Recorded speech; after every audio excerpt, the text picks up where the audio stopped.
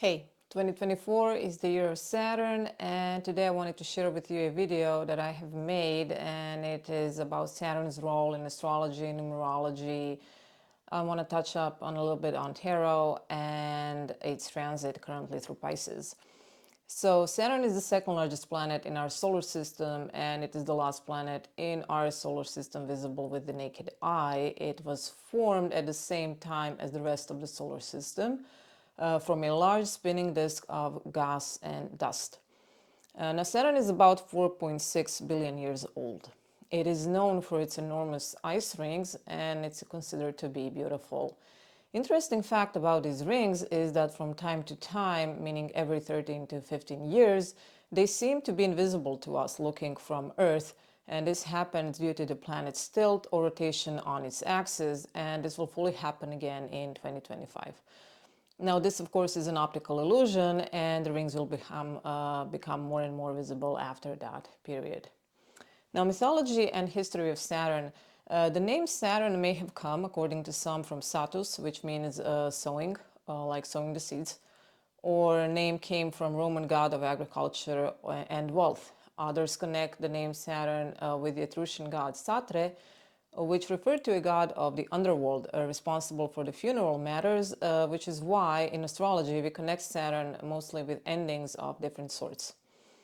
In ancient Roman religion, Saturn was described as the god of time named Kronos, god of generation, abundance, wealth, periodic renewal, and liberation. Now, Saturn's mythological reign was seen as the golden age of abundance and peace, where all human beings were said to be equal with no social distinction between the classes.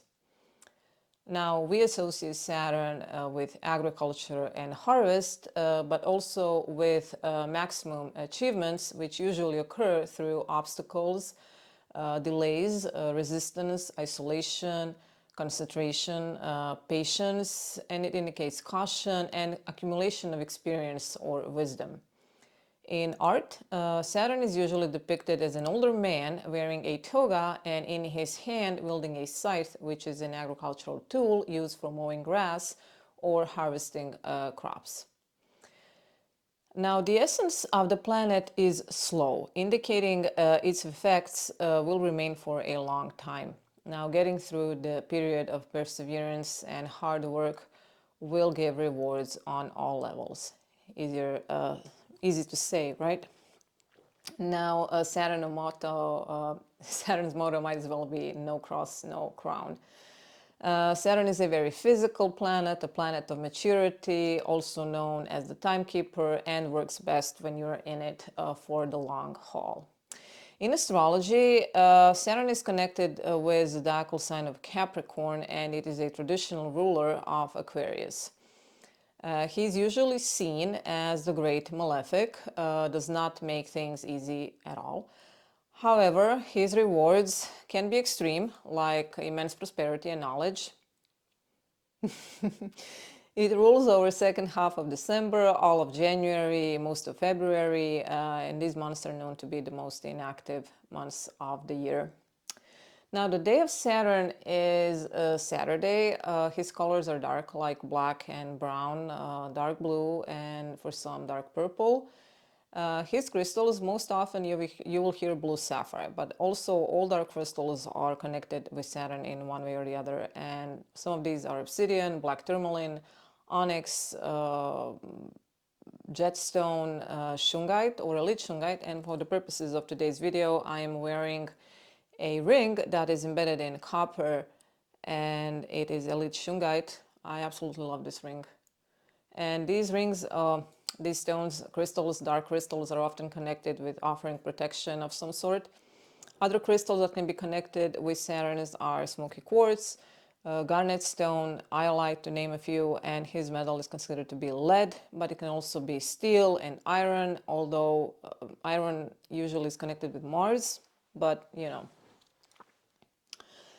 Now moving on to tarot. In tarot there are several cards connected with Saturn, and for the purposes of today's video I will only be talking about major arcanas, and I chose a deck that I have been using lately, and it is a deck called the Slavic Legends, created by Taroteka Studio from Poland. Now the first deck that I will show you, and this deck is traditionally ruled by Saturn, is the World, and this card can carry a meaning of completion of any task, rewards of labor and success, triumph in all areas, the end of one cycle and a start of a new one. The second card is card the Judgment, and this card is frequently connected with Pluto, but it can be associated with Saturn too.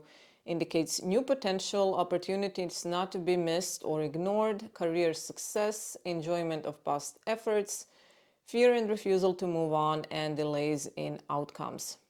Now the third card is the card of the Devil. And this card is connected with sign of Capricorn and indicates physical body and senses, the bearer of inevitable, connected with lust and greed, unbreakable bonds, which is good for marriage, but also overcoming bad habits depending on the spread. And the last card I will be showing you today is the Star, and this one is connected with the sign of Aquarius. And this card is showcasing hope for the future, insight, wishes fulfilled, good health, and gifts that are not always material or tangible. Tarot cards can be read in an upward or reversed position, but for today I'm only talking about them in general, and I'm trying to focus mostly on positive interpretations. Now, numerology. Year 2024 is the year of number 8, and number 8 is considered to be connected with perseverance and ambition. It mostly represents materialistic world and mastering one as such, but also indicates finding a fine balance between give and take. Now, number 8 is associated with the flow in general and also indicates infinite possibilities. In astrology, each planet is connected with a number. So number 1 is Sun, 2 is the Moon, 3 is Jupiter, 4 is Uranus, North Node in Western astrology, and Rahu in Vedic astrology. 5 is Mercury, 6 is Venus, 7 is Neptune, South Node or Ketu in Vedic astrology, 8 is Saturn, and 9 is Mars. There are also master numbers. I will not be talking about them today. So Saturn gets along really well with number 6 Venus and is in friendly relationship with number 3 Jupiter and number 5 Mercury. He's also known to go well with Rahu, and depending on aspects, circumstances, he could do well or have neutral relationship with number 7, so Neptune, South Node or Ketu, and even Mars, but that is a matter of discussion for another video. Opinions differ. Now in March 2023, Saturn moved into the sign of Pisces, where it will remain until February 2026. We know Saturn is all about structure, discipline, boundaries, long-term goals, responsibility, and focus. And the sign of Pisces is connected with intuition, dreams, spirituality, being emotionally fluid, creativity, different forms of art, sensitivity, being adaptable, but can sometimes appear to be naive. Now, what might happen with Saturn traveling in Pisces could relate to giving structure to dreams, or discipline bonding with creativity. Because Pisces are known to be compassionate and sensitive, and with Saturn here, this might involve roles of support and guidance of a sort. And in this transit, we also may see more spiritual exploration, combining spiritualism with materialism, or even building a solid foundation for spiritual development. This can also indicate time when we see sacrifices being made for the greater good. Now, because Pisces is a boundaries blurring sign and connected with Saturn at this time, this could show potential that Saturn's walls become more stretchable and adaptable, being more flexible. And for that, pushing the boundaries of our understandings of the world and relationships in general. With Saturn being the Lord of Time or timekeeper, in Pisces it might indicate the right time for closure, a time of great challenge for everyone. Some might want to escape rules and regulations, and others might have heightened sense of responsibility. This period can be actually a great time for artists in all sorts of creative fields, or it may show strong interest in art. with Saturn in Pisces, and due to his nature, he can be helping us in making better judgment, but not like a teacher, more like a mentor of a sort.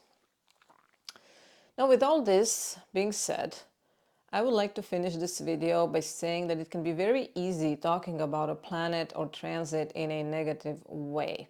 And I don't want to do that. I want to focus, and I would like everyone to focus on positives that this transit may bring, because after all, everything happening around us is a matter of common concern. I told you this was going to be a fairly short video, so I want to thank you for watching this video, and if you have any comments or opinions, please leave them in the comment section below, and I will be seeing you soon in my next one. Bye.